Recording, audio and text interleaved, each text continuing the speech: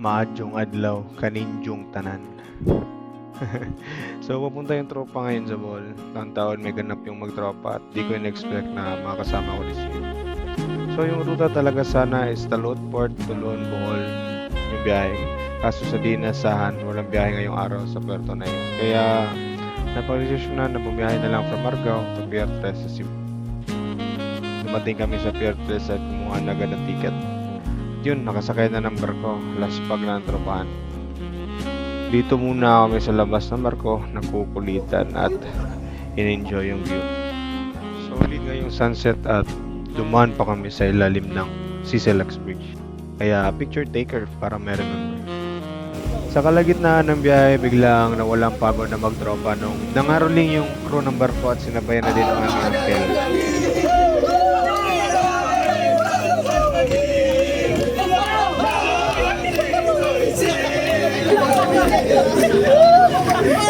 Around 7:30, dumating din kami sa port ng Tubigon, Bohol.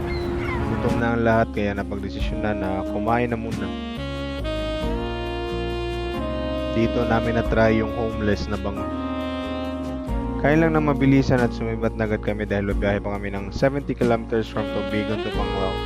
Oo nga pala, first time pala ng lahat na magmotor sa Bohol. Umaasa lang sa Google Map kaya yun, pabukid. Buti nakalagpas agad kami ng highway at nasa Tagbilaran na kami, 20 kilometers away from Panglao. Dumating na kami sa resort at nag-shutdown na ang lahat kaya rekta na tayo sa day 2.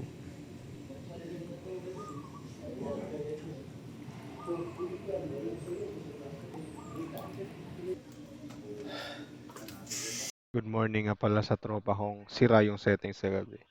Kaya yun, check na namin yung mapa sa pupuntahan namin. Ay, alis na agad. Dito kami una nagpunta sa Blood Compact Shrine o mas kilala na Sandugo. Dito ginawa ang unang international na kasunduan between the Philippines and Spain. Dito nag-blood compact sina Miguel Legazpi at Rahasio Catuna noong March 16, 1565. Sunod namin pinuntahan is yung Baclayon Church. Isa ito sa pinakalumang simbahan ng Katoliko sa Pilipinas. Original pa rin ang struktura at gumamit pa rin ng original na materyales na tinayo noong 1727. Noong 2013, tinamaan ng lindol ang Bohol at isa ang Baclayon Church sa pinsala nito. Pagkakaisa ng Diocese ng Tagbilaran at ng gobyerno, na-restore nila yung mga nasirang parte ng simbahan.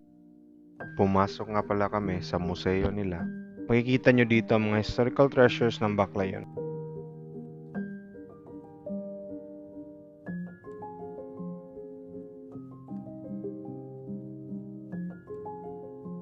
At pumasok din kami sa kanilang simbahan.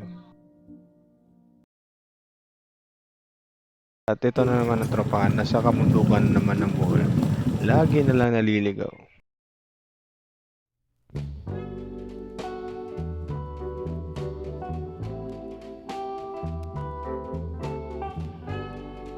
At dito na kami nagtanghalian sa Lubok River. Habang kumakain at nanonood ng performance sa mga lokal at ini-enjoy yung mga magandang tanawin ng Lubok River.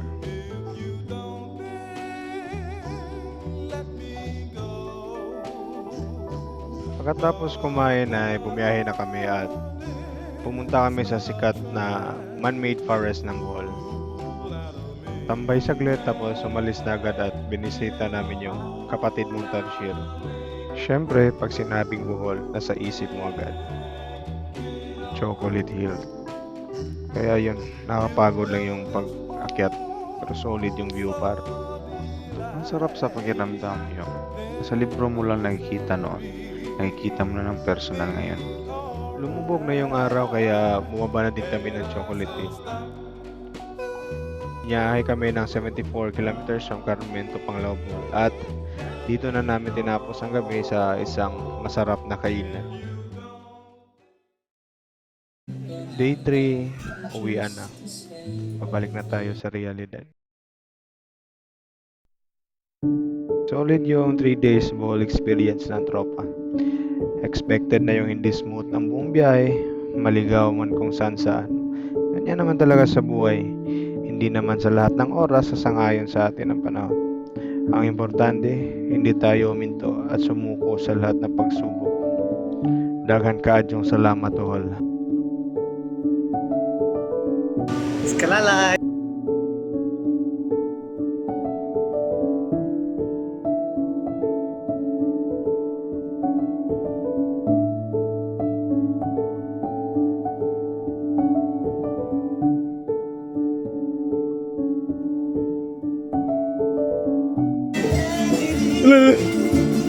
Uy!